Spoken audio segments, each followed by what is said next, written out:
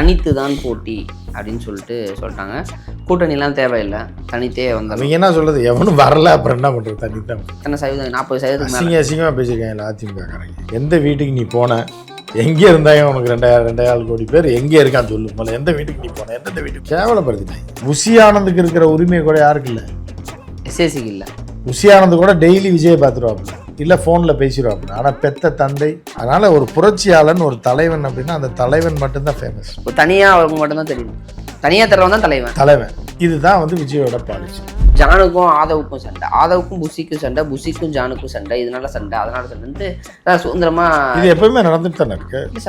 அது எடுத்தோன்னு எப்படி சார் இப்போ கூட்டணியும் கிடையாது, ஜாலியாக இல்லை. இப்போ என்ன பார்க்குறாங்கன்னா, இப்போ அறுவடை பண்ணாதான் ஜானா இருந்தாலும் யாராக இருந்தாலும் கட்சிக்காரன்டா ஆடே. இப்போ மாவட்ட செயலாளர்லாம் 1 லட்சம் கொடுத்துரு, சீட்டு கொடுத்துறேன் அப்படின்னு. இப்போ 1 கோடி ரூபா வரைக்கும் கேட்குறாங்க. என்னாச்சு? 234 பேர்ட்டு 234 கோடி. உழைத்தவர்களுக்கு சீட்டு தரேன் விஜய் சொன்னார். தருவாங்களே, உழைச்சவங்க கட்டாயம் அவங்களுக்கு தான் சீட்டு தருவாங்க. இதெல்லாம் விஜய்க்கு தெரியுமா சார்? பாவம். ஏன்னா அவர் ரசிகர் மன்றத்தில் போஸ்ட் ஓட்டினவங்க அசிங்கமாக பேச போகிறேன். உழைச்சவனுக்கு இப்போ 100 ரூபா டிக்கெட்டை கொடுக்க வக்கில்ல. 100 ரூபா டிக்கெட்டை கொடுக்க சொல்லுங்க. அவங்க திருட்டு பையன், மாடி கொள்ளக்கார கூவை. இப்போ உழைக்கிறவனுக்குலாம் கொடுக்குறானா, சீட்டு கொடுக்குறானா, சம்பளம் கொடுக்குறான். முதல்ல டிக்கெட்டை கொடுறா, 150 ரூபா டிக்கெட்டை கொடுக்குறான். தொகுதியில் எத்தனை பூத் இருக்கு அதெல்லாம் அந்த கதைலாம் இங்கே வேணாம். நாடு எப்படி போனால் அவங்களுக்கு என்ன படம் ஓடுதா, எத்தனை படம் நடிச்சிருக்காரு, என்ன நடிச்சிருக்காரு. இந்த படம் எந்த வருஷம் வந்துச்சு? 95. Right, select. ஆதவர்ஜனா போய் ஆதவர்ஜனாக்கு விஜய் படமே தெரியாது லிஸ்டியா. அஜித் படம் பேரெல்லாம் சொல்லி கேட்டிருக்காங்க. என்ன பில்லா பார்த்தியா, தலைவரோட பில்லா பார்த்தியான்னா பார்க்கல. இப்போ யூ ஆர் ரிஜெக்டட். பில்லா நம்ம படம் இல்லையா, அது அஜித் படம். சும்மா டெஸ்ட் பண்ணுறதுக்காக கேட்டேன். அதனால் அவனுக்கே ஒன்றும் தெரியாது. இந்த மாதிரிலாம் கொலை குத்து பண்ணிட்டு இருக்கேன். விஜயகாந்த் படத்தெல்லாம் போய் கேட்டுருக்கேன். இந்த படத்தில் விஜய் என்ன ரோலில் பண்ணாரு, அது விஜயகாந்த் படையா? உங்க toilet cleaner bison toilet cleaner குவாலிட்டியை விட பெட்டர்னு நிரூபிச்சா உங்க மொத்த பணமும் ரீஃபண்ட். பைசன் டாய்லெட் கிளீனர் இப்போது 79 ரூபாயில். சார் வணக்கம் சார். வணக்கம் நந்தா. ஃபாரின் ட்ரிப் நீங்கள் போயிட்டீங்க, அதுக்குள்ளே இங்கே தாவேக்கா அசுர பலத்தோடு தனித்து தான் போட்டி அப்படின்னு சொல்லிட்டாங்க. கூட்டணிலாம் தேவையில்லை, தனித்தே வந்தாங்க. நீங்கள் என்ன சொல்கிறது, எவனும் வரல அப்புறம் என்ன பண்ணுறது, தனி தான் போட்டு. அப்படி இல்லை சார், மக்கள் சக்தியோடு கூட்டணி வைத்து 2026 தேர்தலை தனி பெரும்பான்மையோடு வெளில போகிறோம், தனியாக நின்று வெளில போகிறாங்க. ஒரு கான்ஃபிடென்ட் தான் சார் மக்கள். ஏன்னா ஒரு எப்படி பார்த்தாலும் 2.5 கோடி குடும்பம், 2.25 கோடி, இப்போ 2.25 கோடி ஓட்டு. இப்போ 2.25 கோடி ஓட்டுனா எத்தனை சதவீதம்? 40% அசிங்கமாக பேசியிருக்காங்க அதிமுகக்காரங்க. எந்த வீட்டுக்கு நீ போன, எங்கே இருந்தாங்க உனக்கு 2.25 கோடி பேர் எங்கே இருக்கான்னு சொல்லு. முதல்ல எந்த வீட்டுக்கு நீ போன, எந்தெந்த வீட்டுக்கு போன, யாரை பார்த்த நீ?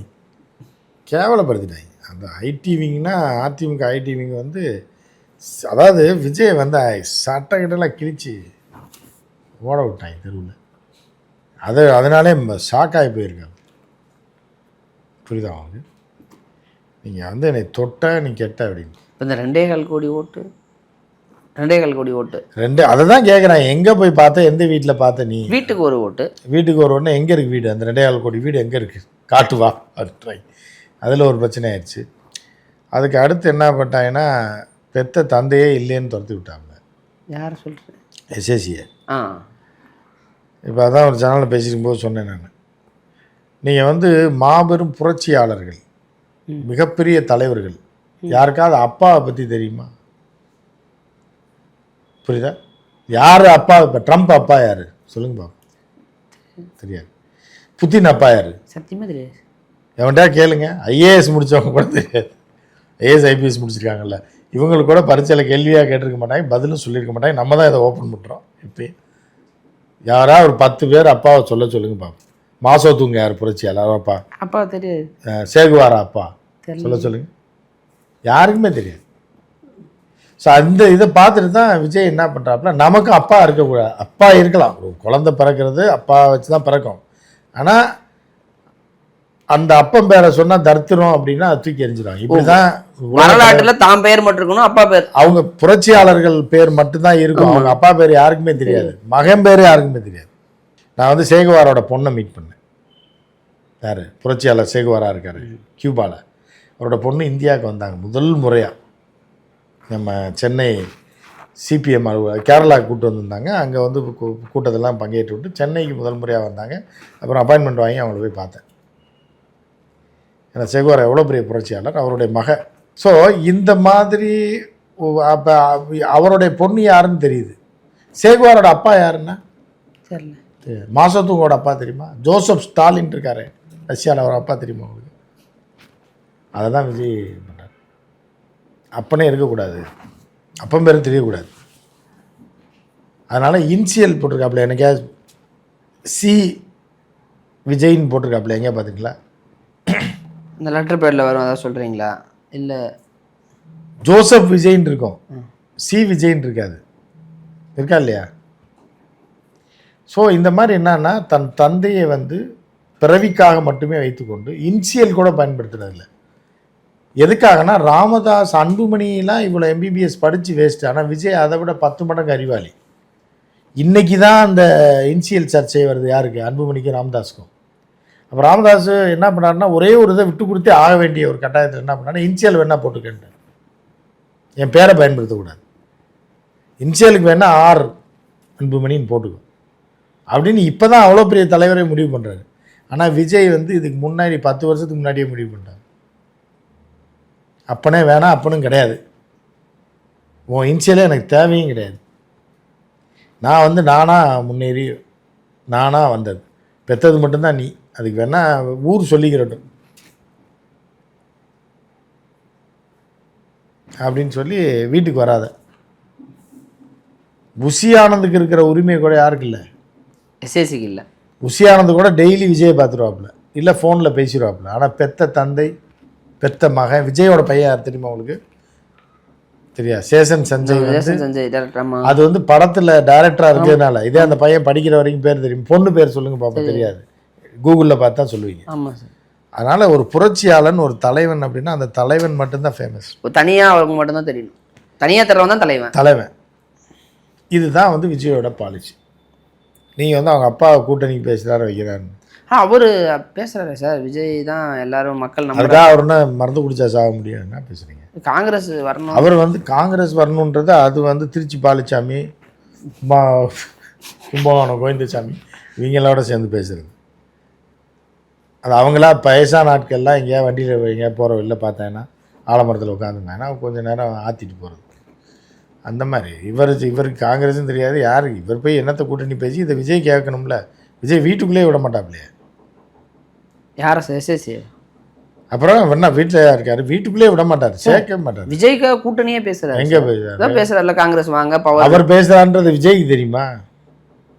தெரியாம தான் பேசுறாரா? இவர் இப்போ அரிப்பை இவர் சொரிஞ்சிட்டு இவர் போகிறதுங்க, போகிற வெளில இந்த பாலிச்சாமி மாதிரி ஆளை பிடிச்சி, திருச்சி பாலிச்சாமி மாதிரி அந்த குரூப் ஒன்று தனியாக இருக்கும்.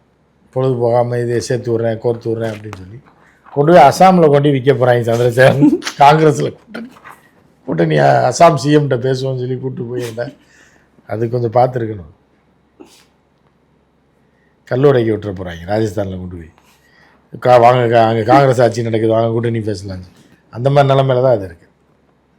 இப்போ இவர் வந்து எஸ்எஸ்சி வந்து முழுக்க காங்கிரஸ் வரணும், பவர் திருப்பி வரணும். எஸ்எஸ்சி நான் என்ன சொல்கிறேன், இப்போ ட்ரம்ப் அப்பா யாருங்க? தெரியாது. அப்புறம் திருப்பி விஜய் அப்பாவை கொண்டு வந்து கோருக்குறீங்க. படத்தோடு நிறுத்துங்க. அதோட அப்பா பெத்தாரு, முடிஞ்சு போச்சு, அவ்வளோதான். மகனை பெத்த மகனை துரத்தி விட்டதுக்கப்புறம் நீங்களா அப்பா அப்பான்னு சொல்லி சுற்றிட்டு இருந்தீங்கன்னா அவ்வளோ பரிதாபம் உருவாக்கி விஜய் ஒரு என்னத்தை உருவாக்குனாரு? விஜய் நடிகராக உருவாக்குன அன்னைக்கு பண்ண கொடுமைகளை அவர் சொல்கிறாரு. அவர் உருவாக்குனதை பார்க்கல. சரி பெத்த இல்லை, நான் கேட்டால் பெத்த உருவாக்குன இல்லை, போயிட்டு வா, தனி வீடு, காசு வேணுமா, மாதம் 25,000 தரேன். சந்தானங்க பெத்து வளர்த்த இந்த அப்பாவும் கண்ணுக்கு தெரியல. அதைத்தான் தெரியலன்னு சொல்லியாச்சு. அதுக்கப்புறம் திருப்பியும் அவர் கூட்டணி பேசுகிறாரு, காங்கிரஸ் வரணுன்றாருன்னு பேசுனீங்கன்னா இப்போ நான் என்னத்தான் சொல்கிறது? சரி, இப்போ ஒரு சைடு தான் இப்போ எஸ்எஸ்சி உள்ளே வந்தால் கட்சியை ஸ்ட்ரக்சரைஸ் பண்ணி அரசியலாக்கி கட்சியை கொண்டு வந்து அதை தான் வேணான்னு வெறுத்துட்டாங்க. இல்லை பண்ண நினச்சாரு, அதை பண்ண முடியல. இப்போ பண்ண நினச்சாருன்னா ஒழுங்காக பண்ணியிருந்தா விஜய் வச்சுருப்பாப்புல. அண்ணா ஹசாரன்னு ஒரு நாதாரி பையன் இருந்தான் பாருங்க, இதில் பாம்பே, ஊழலை எதிர்த்து போராடுறேன்னு சொல்லி குள்ளா போட்டிருப்பான். அவன்லாம் பெரிய தலைவர்னு கொண்டு போய் விஜயை கொண்டு போய் அவனை கும்பிட வச்சிட்டாப்பு.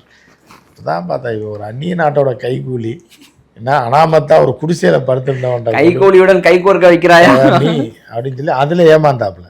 அடுத்து காங்கிரஸில் சேர்த்து விட்றேன் விஜயன் கூட்டு போய் ராகுல்கிட்ட நிறுத்தி, ராகுலில் சரி தம்பி நல்லா இருக்கேன் அப்படின்னு அனுப்பிவிட்டான். ஸோ அதில் இந்த மாதிரி தொடர்ந்து அவமானப்பட்டோடனே நம்ம தந்தை நம்ம ஒரு புரட்சியாளனை உருவாகணும்னா சேகுவார மாதிரி இல்லை ஃபிடல் கேஸ்ட்ரோ மாதிரி தன்னிச்சு உருவாகணும். அந்த ஃபார்முலா அப்படம் வச்சு உருவாகக்கூடாது. இப்போ ஃபிடல் கேஸ்ட்ரோ வந்து அவன் அப்பம் பச்சை கேட்டிருந்தால் கரும்பு தான் வெட்டிகிட்டு இருந்திருப்பாப்புல இங்கே கியூபாவில். அவர் ஒரு புரட்சியாளராக உருவெடுத்ததுனால தான் ஒரு தலைவனாகி கியூபாவுக்கு 40-35 வருஷம் அசைக்க முடியாத புரட்சி பண்ணி அமெரிக்கா எதிர்த்து நின்னார். அப்பம் பச்சை கேட்டிருந்தா என்ன இருக்கும்? கியூபாவில் கரும்பு வெட்டிகிட்டு இருந்திருப்பாங்க. அவரும் அப்படியே போயிட்டு வேலை செய்ய வேண்டியதான் கூட சேர்ந்து கரும்பு கட்டை தூக்கி போட்டுருந்துருப்பாங்க. ஸோ இந்த ஃபார்முலா விஜய் கையில் எடுத்துட்டார். ஆமாம். இப்போ அதுதான் இப்போ காங்கிரஸ் சைட்லேருந்து செல்வப்பிரந்தை கூட சொல்லிட்டாரு, எங்களுக்கு ராகுல் காந்தி பூஸ்ட் போன்விட்டெல்லாம் கொடுத்துட்டாரு, நீங்கள் ஒன்றும் தர வேணாம் பவர் வரலான்னு சொல்லிட்டு நோஸ் கட் பண்ணி. இவங்க வந்து இது கஞ்சா கிராக்கி மாதிரி புரியுதா உங்களுக்கு? இந்த கஞ்சா கிராக்கி என்ன பண்ணுவாங்க அந்த காலத்தில்? உட்காந்துருப்பாங்க ஓரத்தில், உட்காந்துட்டு கஞ்சா இப்போ பேசிட்டே இருப்பாங்க. யாராவது படிக்கிற பையன் அவங்க இப்போ நான் டே வாடா தம்பி நடா இந்தா 2 இழு இழுக்கிறியா அப்படின்னு. அவனுக்கு என்னன்னா இந்த பையனுக்கு நம்ம உதவி செய்கிறோம், ஃப்ரீயாக கஞ்சா கொடுக்குறோம். புரியுதா? அவன் சரி போய நீ வேறு கஞ்சா போய் கொடுத்துருக்க கேட்டேன்டா வேணா 2 இழுத்துக்கடா. அந்த மாதிரி தான் இந்த திருச்சி பாலசாமிலாம். இப்போ இங்கிட்ட பிளாட்ஃபார்மில் வந்து உட்காந்துருப்பாங்க. சந்திரசேகரன் சிக்கனா சந்திரசேகரனுக்கு 2 பஃப் போட்டு தலைவா நம்ம காங்கிரஸோட சேர்ந்து ஆட்சி அமைக்கலான்னு அது 2 கட்டை கட்டிட்டு. ஆமாம் பயங்கரமாக இருக்க ஆட்சி அமைச்சா சூப்பராக. எவ்வளோ சீட்டு கொடுக்கலாம் நீங்களாம் உட்காந்து பேசியிருப்பாங்க. ஒரு திருச்சி அந்த இது இருக்குல்ல என்ன பஸ் ஸ்டாண்டு, சத்திரம் பஸ் ஸ்டாண்டு, அது கூட்டமாக இருக்கு. இப்போ உட்கார தட்டி விட்டுருவாங்க. கடைக்கார சுடுதான் நீ ஊற்றி விட்டுருவோம். ரொம்ப நேரமாக அவங்க 2 பேரும் இருக்காங்க. ஆனால் எங்கேயோ அவுட்டில் உட்காந்து பேசியிருக்காங்க. பேசினதில் போதை அரைமண்டல் தானே அரைபோதை ஏதாவது பேசியிருக்கேன். யார் நம்ம ராகுல்கிட்ட பேசுகிறேன். எனக்கு ராஜீவ்காந்தியே தெரியும், எனக்கு இந்திரா காந்தியே தெரியும். அப்படியா? நான் இந்திரா காந்தி கூட இருக்கும்போது ராஜீவ்காந்தியெல்லாம் வந்து ட்ரௌசர் போட்டு அந்த பையன் கிட்டக்கிட்டு ஓடி விளாண்டுக்கிட்டு இருப்பான். அப்படியா? அப்போ உங்களுக்கு அவரை தெரியுமான்னு இது மயங்கி போயிடும். அப்போ என்ன பண்ணலாம்? என் பையனை கூட்டுவாங்க. இப்போ ராஜீவ் பையன் இருக்காப்புல ராகுல், தம்பிகிட்ட பேசுகிறேன், நம்மளாம் நல்லா தெரியும், தாதா தான் ரொம்ப இது பண்ணுவாப்புல. ராஜீவ் கொலை கேஸ்லலாம் நம்ம தான் பூரா பண்ணது, எல்லாமே காப்பாற்றி விட்டதே நம்ம தான். நளினிலாம் பார்த்திங்கன்னா நம்ம தான் பண்ணோம். சோனியா அந்த பிள்ளை வந்து நம்ம சொன்னதை அப்படியே தட்டாது. அண்ணன் ரொம்ப பாசமாக இருக்கும். போனால் ஒரு சட்டி சோத்தை போட்டு வச்சிடும், சாப்பிடுங்கண்ணே. அந்த மாதிரி தான் இருந்தாப்புல. இப்போ உடம்பு சரியில்லைனால பார்க்கல. இப்போ யார் இந்த 2வது பிள்ளை இருக்கேன் யார்? ராகுல் தங்கச்சி பிரியங்கா. அந்த பிள்ளைலாம் ரொம்ப பாசம். போனால் சப்பாத்தி சாப்பிடாம விடாது நீ அப்படின்ற ரேஞ்சு பேசி சந்திரசேகரனை கொண்டு போய் எங்கே கல் உடைக்க விட போகிறாங்க. அப்போ ஒன்று சந்திரசேகரன் அப்போ எவ்வளோ கொடுக்கலான்னு சீட்டு காங்கிரஸுக்கு நம்ம தான் கொடுக்கணும். எவ்வளோண்ணே கொடுக்கலாம்? 50ண்ணே. இல்லை 50 கம்மியாண்ணா. திமுகவே 25 தராங்க, நம்ம 50 கம்மி.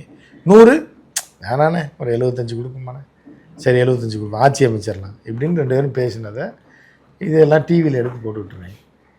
யாரா இவங்க அப்படின்னு சொல்லி ஒரு பேட்டி எடுக்கிறவங்க கேட்க வேணாம். யாரை ரிப்போர்ட்டரை கேட்கணும், தம்பி நீ யாரை போய் பேட்டி எடுத்துறதுக்கு? இவங்கெல்லாம் யார்?